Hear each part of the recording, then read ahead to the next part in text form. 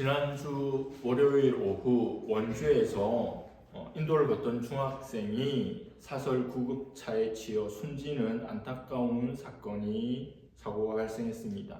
환자 이송 요청을 받고 이동하던 중인 사설 구급차와 승용차가 도로에서 충돌을 했습니다. 이 충격으로 구급차는 인도로 돌진해 길을 지나던 중학생을 들이받았고 학생은 심정지 상태로 인근 대학병원으로 옮겨졌으나 끝내 숨지고 말았습니다. 사고는 과속하던 사설 구급차 그리고 신호를 위반한 승용차가 충돌하면서 발생한 것입니다. 구급차 CCTV에 따르면 직진하는 구급차는 왼쪽에서 신호를 위반해 진입한 승용차와 부딪혔습니다.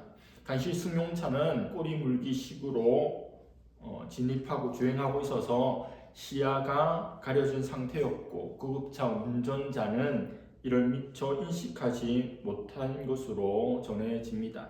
구급차는 시속 60km로 제한된 구간에서 속도를 초월하였고 또 신호를 위반하였습니다.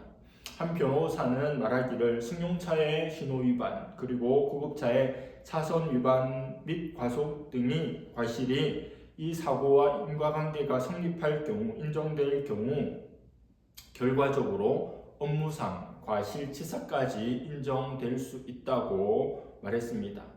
사람을 살리기 위한 구급차가 사람을 죽이는 도구가 되었습니다. 참으로 어처구니 없고 아이러니한 상황입니다. 소방서에 불이 나고 병원에서 질병이 확산되고 경찰서에서 범죄가 일어나는 격입니다.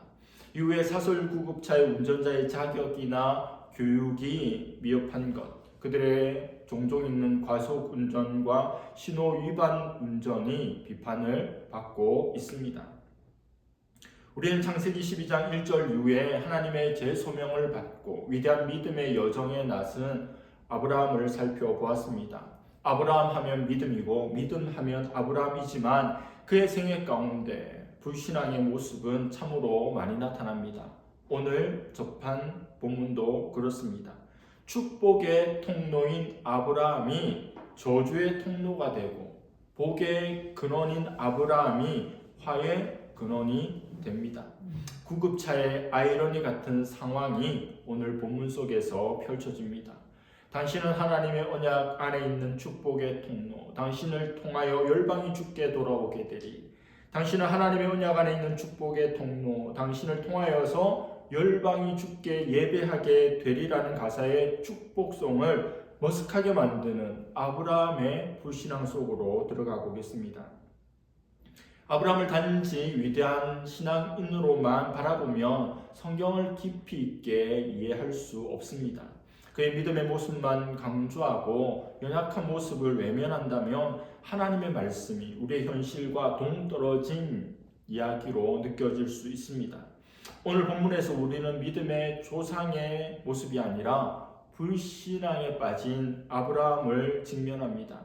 하나님과의 관계 맺기가 그리 오래되지 않았는데도 이런 모습이 나타나고 있는 겁니다. 그런데 놀라운 것은 하나님께서 그런 아브라함을 책망하시거나 벌하시지 않고 오히려 복을 주신다는 점입니다. 반면에 아브라함의 속임수로 아브라함의 부인을 자신의 아내로 취한 바로는 하나님의 징계를 받습니다. 이 사건은 우리의 도덕적 상식으로는 도무지 이해가 되지 않습니다. 당연히 하나님의 자녀는 죄를 지어도 벌받지 않고 복을 받는다라고 하는 말씀이 아닙니다. 그러나 분명한 것은 아브라함의 불신앙에도 불구하고 하나님은 여전히 그를 붙들고 복을 베푸셨다는 사실입니다. 이것을 어떻게 이해해야 할까요? 창세기는 도덕 교과서가 아닙니다.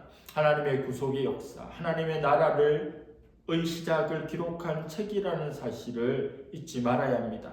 그 구속의 역사 속에서 하나님께서 하나님의 백성을 어떻게 대하고 다루시는지를 깊이 있게 들여다 보아야 합니다.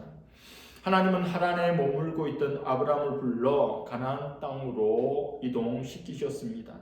그곳에서 하나님은 그의 자손에게 땅을 주겠다고 약속하십니다. 아브라함은 하나님의 약속에 응답하여 제단을 쌓고 예배를 드립니다. 그러나 그 후 아브라함은 계속해서 자리를 옮겼습니다. 이삭가 잤습니다. 처음에는 세겜 땅 모래 상수리 나무 곁에 있었습니다. 그러나 조금 있다가 베델과 아이 사이로, 그리고 그 후에는 남방으로, 남쪽으로 내려갑니다. 구체적인 이유는 설명되고 있지 않으나 아마 유목민으로서 조금 더 좋은 조건의 초지를 찾아 이동했을 것으로 보입니다. 당연한 선택이죠. 문제는 하나님께서 약속하신 땅에서 조금씩 벗어나고 있다는 점입니다. 결정적으로 오늘 말씀 10절에 그 땅에 기근이 들었을 때 아브라함은 가나안을 떠나 멀고 먼 남쪽에 있는 애굽으로, 오늘날 이집트로 내려가게 됩니다. 하나님의 약속을 받았어요. 하나님의 부름 받고 하나님과 언약을 맺고 약속의 땅에 보란듯이 들어갔는데 그 땅은 젖과 꿀이 흐르는 땅이 아니라 기근이 임한 땅입니다. 이건 너무한 것 아닙니까? 하나님의 말씀을 듣고 너가 복이 될 거라고, 복의 근원이 될 거라고 해서 어렵게 결단하고 모든 이삿짐을 챙겨서 가족들 모두를 설득하고 고향, 본토, 친척, 아비집을 다 뒤로하고 이주를 했는데 그 땅에 기근이 들었다는 거예요. 한 가정의 아버지로서, 리더로서 아마 죽고 싶을 만큼 괴로움이 들었을 겁니다. 하나님 말씀 듣고 따라갔더니 이와 같은 어려움이 찾아오니 부인을 포함한 자녀들에게 면이 섰겠습니까? 하나님의 말씀을 순종했더니 복은 고사하고 화를 만나는 셈입니다. 그래서 애굽 이주는 겉으로 보면 매우 당연하고 합리적인, 현실적인 선택으로 보입니다. 애굽은 나일강 덕분에 기근과는 무관했고 강력한 문명 국가였기 때문입니다. 하지만 신앙적 관점으로 보면 이건 불신앙의 선택입니다. 하나님의 약속의 땅을 등지고 문명의 땅으로 이주한 결정이기 때문입니다. 여러분, 기근은 그냥 우연히 온 게 아닙니다. 하나님이 설정하신, 세팅하신 값입니다. 왜 하나님은 말씀을 듣고 순종함으로 나아갔던 그 땅에 애써 기근을 주셨을까요? 아브라함의 믿음을 강화시키고자 하는 하나님의 장치입니다. 아브라함의 믿음의 근육을 강화할 바벨을 하나님께서 허락해 주셨는데 아브라함은 그걸 한번 들어 올려 볼 생각도 하지 않고 바로 아무런 미련 없이 그 땅을 떠나 버립니다. 우리 인생들이 어떻습니까? 위기가 오면 무조건 즉시 벗어나려고만 생각하죠. 그러나 그 위기를 통해서 나에게 말씀하시고 날 훈련하시고 나를 교훈하시려는 하나님의 뜻이 있음을 붙쫓아야 합니다. 굳이 해서 오늘날의 상황으로 비유해서 풀어보자면 서울특별시, 대한민국에서 가장 문명화된 그곳에 살고 있던 어떤 이가 하나님의 부름을 받고 인천에서도 군에 속하는 강화도로 가야 하는 상황이라고 가정할 수 있지 않겠습니까? 서울특별시를 떠나 강화도로 가는 길에 중간에 청라, 이게 하란이에요. 청라 신도시에 정착하고 머물고 있을 때 하나님의 2차 부르심을 받아 그곳으로 떠나게 됩니다. 어렵게 강화도에 도착해서 살기 좋은 땅을 찾아 여기저기 옮기던 중에 큰 어려움을 만났는데 때마침 저 남쪽에 있는 송도 국제도시에서 재개발, 재건축 이슈가 있음을 듣고 아무런 미련 없이 송도로 가게 된 형국입니다. 이럴 거라면 서울특별시를 왜 떠났습니까? 그냥 거기에 살고 있으면 됐지 하는 마음이 듭니다.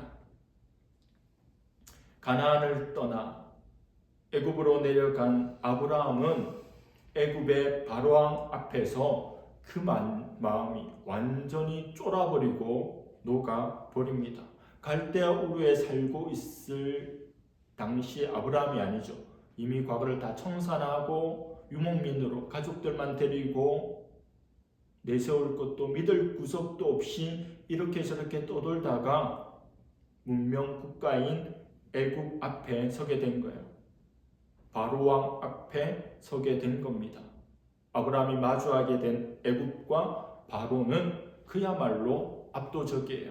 본인이 잘 살고 잘 나갈 때도 대단했는데 본인 상황과 환경이 바닥인데 얼마나 위대해 보이고 얼마나 대단해 보이고 자기가 초라하게 느껴졌겠습니까? 애굽에 가서 바로왕을 만나게 된 아브라함을 생각할 때 저 20년 전이 떠올랐습니다. 20년 전 고향 마산에서 전도사 1년차로 사역하고 있던 제가 신대원 1학년을 마치고 2학년 때 서울에 있는 강동구에 소재한 교회로 사역지를 옮기게 되었습니다. 파트타임 사역자에게는 사택이 주어지지 않았기에 지민이를 임신한 아내와 함께 서울에 살게 될 집을 구해야 했습니다. 마산에서 마산 아파트 앞에서 14.5평 1.5룸 아파트에 살고 있었는데 그와 컨디션이 비슷한 집을 구하려면 최소 3배의 돈이 필요했는데 그만한 돈이 없었죠. 가진 돈으로 들어갈 수 있는 집을 구하려고 정보도 많지 않은 그때 발품을 많이 팔아야 됐습니다. 부동산에 소개하는 모든 장소를 임신한 아내와 함께 7군데, 8군데를 이렇게 가본 것 같아요. 갈 때마다 너무너무 열악해서 여기는 살 수 없겠다 생각을 했습니다. 근데 제일 마지막에 그래도 가장 좋아 보이는 집을 보고 계약을 했어요. 반지하죠. 당연히 반지합니다. 그래도 컨디션이 좋아서 제일 마지막에 제일 좋은 집이라고 감사했습니다. 그곳에서 딱 2년을 살았습니다. 방 둘레 전체에 곰팡이가 생기는 그런 집이었어요. 아이가 그때 이제 태어났는데 아프지 않고 감사하게 그곳에서 잘 자랐습니다. 그때 집을 구하느라고 내가 거할 집이 없다 이런 생각을 하고 돌아다니는 그 서울의 화려한 건물들과 불빛들, 도로를 가득 채운 고급 승용차들, 너무도 부유하고 대단하고 여유로워 보이는 서울 사람들, 그리고 한영외고 학생들의 그 당당한 모습. 우리 교회가 한영외고 안에 있었거든요. 위축되는 마음도 들었습니다. 이렇게 아파트가 높고 많은데 수많은 사람들이 살아가는데 우리 가족이 거할 곳이 없구나. 인자는 머리 둘 곳이 없구나. 이런 생각을 했습니다. 그 교회 담임 목사님께 부임 인사를 드리러 가는 날 목사님은 저의 상황을 이렇게 걱정스럽게 여쭤보시더니 어떻게 살려고 대책이 있느냐 이런 말씀을 하셨어요. 조심스럽게 물으셨습니다. 저는 하나님만 믿고 왔다고 제가 배운 대로 또 믿는 대로 대답했어요. 당시 첫 해에 제 전도사 사례가 60만 원이었는데 세 식구가 먹고 살아야 됐고 신학대학원, 천안에 있는 신학대학원을 다니기까지 했습니다. 늘 부족했지만 하나님의 도우심으로 그 시절을 은혜로 잘 지낼 수 있었습니다. 이와 같은 경험을 한 제가 애굽에 입성한 그래서 바로왕 앞에 섰던 아브라함의 마음을 어떻게 모르겠습니까? 그러나 그의 마음을 이해하는 것과 그의 언행에 동의하는 것은 다르죠. 아브라함은 자신의 아내의 외모가 너무너무 아름다우니 애굽 사람들이, 애굽의 왕이 자기를 죽이고 차지할 것에 대한 두려움에 휩싸입니다. 그래서 내 누이라고 해라고 그래서 목숨을 건지겠다는 아이디어를 꺼내 듭니다. 궁색하죠. 하나님의 약속을 받은 사람답지 않은 태도입니다. 크게 보면 아내 사라는 단순한 아내가 아니에요. 아담에게 하와는 돕는 배필이었던 것처럼 아브라함에게 사라는 하나님의 언약을 이루어갈 동력자였습니다.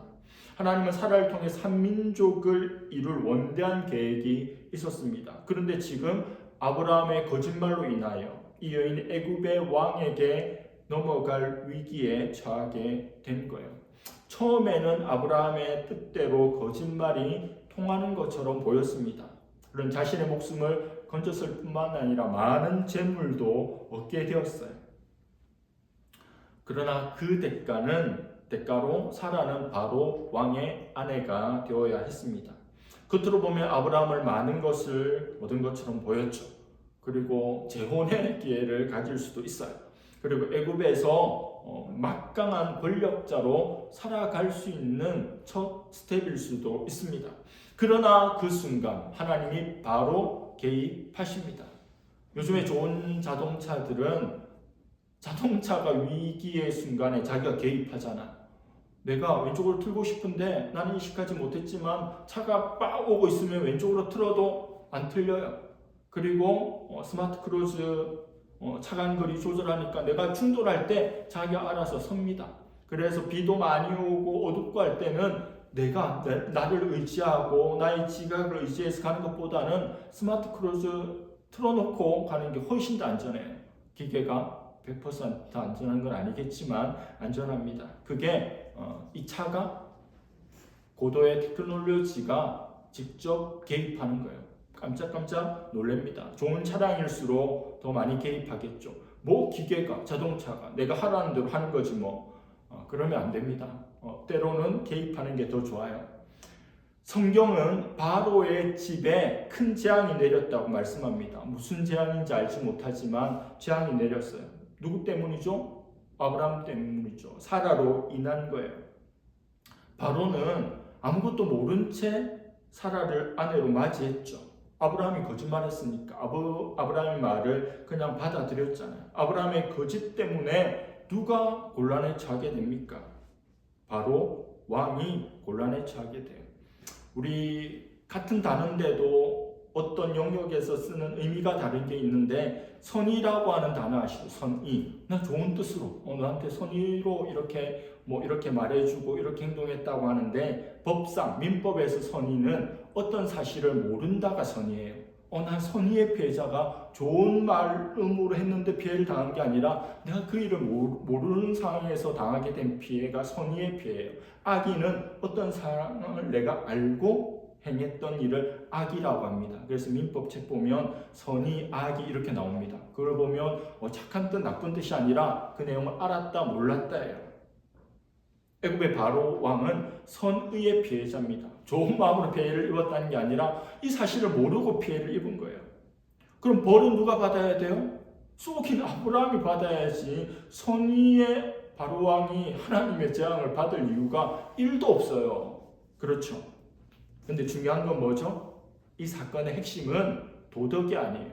누가 거짓말 했느냐가 아니에요. 하나님의 언약이 위협받았다는 거예요.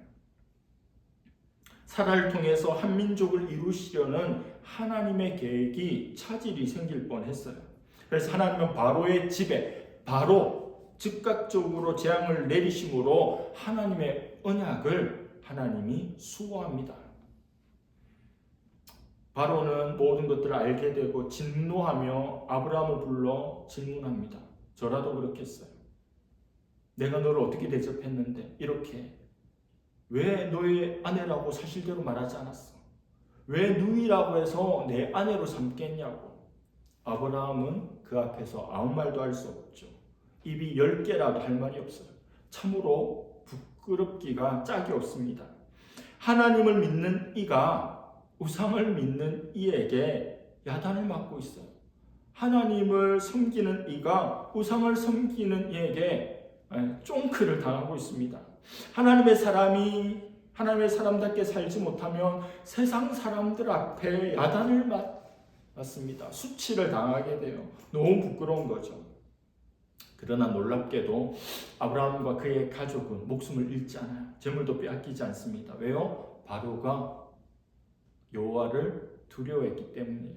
오직 하나님의 은혜로 아브라함이 큰 잘못을 저지르고 바로가 큰 데미지를 입었는데도 어떠한 어려움도 아브라함에게 임하지 않습니다. 이를 통해서 아브라함은 한 가지를 분명하게 깨달았을 겁니다. 하나님이 바로보다 크다, 높다, 위대하다, 능력 있다. 이때까지 아브라함은 하나님을 온전히 제대로 알지 못했습니다. 그러나 이제 애굽 그 큰 나라에 바로 신격 위치에 있는 바로 왕보다 훨씬 더 높고 강력한 분이라고 하는 것을 체험적으로 알게 되었어요. 하나님 바로의 집에 재앙을 내리시고 사라를 지키심으로 자신은 많은 신들 중에 하나가 아니라 모든 민족과 모든 신들과 모든 왕들 위에 참된 하나님이심을 여실히 드러내셨습니다. 아브라함이 애굽이라고 하는 거대한 문명과 바로 왕이라는 신과 같은 절대 권력자 앞에서 위축된 것처럼 우리는 이 세상 앞에서 언제든지 얼마든지 쪼그라들 수 있습니다. 하나님의 약속보다 세상의 위세에 눌릴 수 있다는 말씀이에요. 본질적으로 이 세상은 하나님을 대적하는 구조입니다. 그래서 성도로 살아가는 것이 힘겨운 나날들이에요. 그래서 때로는 생존을 위해 편법을 택하고 이익을 위해서 거짓을 말하고 거짓을 행해야 하는 유혹에 직면하기도 합니다. 그래서 우리는 쉴 새 없이 언제든지 흔들리지만 우리와 함께 하시는 하나님은 다행스럽게도 조금도 요동치 않는 분이십니다. 흔들리는 우리를 붙잡으시는 분이에요. 우리가 쉴 새 없이 흔들리더라도 믿음 없다고, 연약하다고 나무라지 않습니다. 왜요? 아직은 믿음의 아이이기 때문입니다. 아이가 잘못하면 부모가 나서서 개입해서 수습합니다. 아이가 물을 쏟으면 부모가 닦아요. 아브라함이 이를 그르칠 뻔하면 하나님이 수습을 하십니다. 소율에서 사역을 하던 2년차 지민이가 도를 지난 어느 날 동역하던 전도사가 다른 전도사들을 불러서 자기 집에서 식사를 대접하는 일이 있었습니다. 그 집에 도착해서 집에 들어가기 전에 지민이가 돌 지나서 가을 정도 된 것 같은데 안고 있었는데 갑자기 왜 이렇게 하는 거예요? 구토를 하려는 것이었습니다. 너무 갑자기 일어난 순간이라 아이를 내려놓고 구토를 시키거나 아이를 집어던질 생각을 조금도 못하고 지민을 안고 있는 그 자세 그대로 서서 구토를 내 몸으로 다 받아냈어요. 꽤 양이 많아서 옷이 엉망이 되었고 옷을 벗고 씻고 빌린 옷을 갈아입는데도 구토를 보면서 제가 다시 그렇게 아이의 구토도 저한테는 괴로운 것이니까요. 그렇다고 지민이에게 훈계를 하거나 주의를 주지 않았습니다. 왜요? 어린아이니까 당연하죠. 저는 옷을 벗고 씻고 빌린 옷으로 갈아입고 지민이의 몸 상태를 살폈습니다. 이것이 어린 아들과 아버지의 바른 관계입니다. 믿음의 여정을 이제 시작한 아브라함은 육적 나이는 노인이지만 영적 나이는 신생아 수준입니다. 이제 겨우 믿음의 걸음마를 뗐어요. 그의 실수, 그의 불신앙을 아버지 하나님은 묵묵히 수습하십니다. 우리의 믿음의 분량이 장성한 분량까지 이르기까지 하나님은 참으시고 안으시고 기다리시고 도우십니다. 그러니 그 하나님 바라보며 그 손 붙잡고 그 품에 안겨 한 걸음 한 걸음 믿음의 여행을 지속해야 할 것입니다. 어느 날 신학으로 우리의 믿음이 쑥 자라서 꽃 피우고 열매 맺게 될 것입니다. 그런 장성한 믿음의 꽃을 피우고 열매를 맺는 그와 같은 은혜가 저와 여러분들에게 있기를 간절히 바랍니다. 기도하겠습니다. 하나님 아버지, 아브라함이 믿음의 여행을 시작하였지만 애굽과 바로왕 앞에서 너무도 두렵고 떨리고 자신의 목숨을 잃을까 걱정되고 염려됨으로 아내를 누이라고 하는 불신앙의 모습을 보였지만 아버지 되시는 하나님께서 개입하시고 이 일을 정리하시며 여전히 하나님의 언약을 신실하게 이루어 가시는 것을 보았습니다. 언약의 주도권이 하나님에 있고 언약의 역사를 이루어 가시는 것이 하나님이시오니 우리의 약함도 우리의 부족함도 우리의 불신함도 우리의 죄 많음도 하나님 앞에 모두 다 내려놓고 어린아이와 같이 하나님과 하나님께 안겨서 하나님과 함께 믿음의 여행을 하기를 소원합니다. 여행하는 동안 키가 자라고 지혜가 자라고 우리의 믿음이 자라고 하나님 기뻐하시는 수준으로 나아갈 때까지 참고 기다리시며 물 주시고 비료를 주시며 우리를 격려해 가시며 복 주시는 하나님 바라고 나아가는 거룩한 믿음의 순례자들 되게 하여 주시옵소서. 감사드리며 예수님의 이름으로 기도드립니다. 아멘.